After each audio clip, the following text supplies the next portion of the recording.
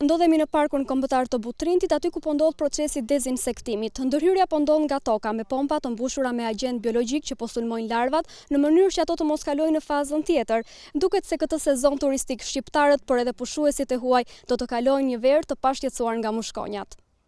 Turizmi pa mushkonja ka nisur nga Butrinti për të ushtrirë në Vlorë, Orikum, Divjak, Gjerin e Lalzet dhe Lezhë, ku do të trajtohen zonat e quajtura ligantina, zonat e përmbytura dhe ato urbane. Ky është një proces i vazhdueshëm i cili do të zgjasë gjatë gjithë vitit, pritet që të vazhdojë edhe për 5 vite të ardhshme. Hera e fundit që u ndërmori një projekt i tillë për të zgjidhur problemin e mushkonjave në zonat bregdetare ishte përpara 23 vitesh, por vetëm këtë herë Ministria e Shëndetësisë në bashkëpunim me Institutin e Shëndetit Publik po përdor një metodë e cila ka një vazhdimsi afatgjatë dhe trajton problematikën në thelb, gjithmonë duke ruajtur biodiversitetin dhe duke mënjanuar ndotjet kimike të ambientit.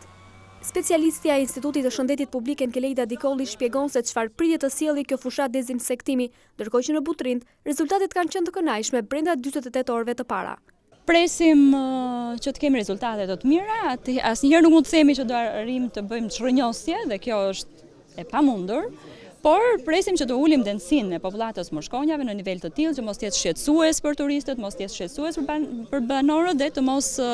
jetë shqetësues për të krijuar dhe për të pasur vatra të sëmundjeve të transmetuara nga mushkonjat. Nga dje edhe sot shohim që kemi ndryshim në vendet që ne kemi gjetur larvat e mushkonjave. Ndërsa në Butrind ndërhyrja është kryer nga toka me pompa të mbushura me lëndë biologjike mistore me mjedisin dhe njerëzit për armike të larvave të mushkonjave, në Gjerin e Lalzit është vendosur të ndërhyhet nga ajri, ndërsa në Divjak çështja e spërkatjes me avion është në diskutim pasi Duke qenë se kemi të pranishëm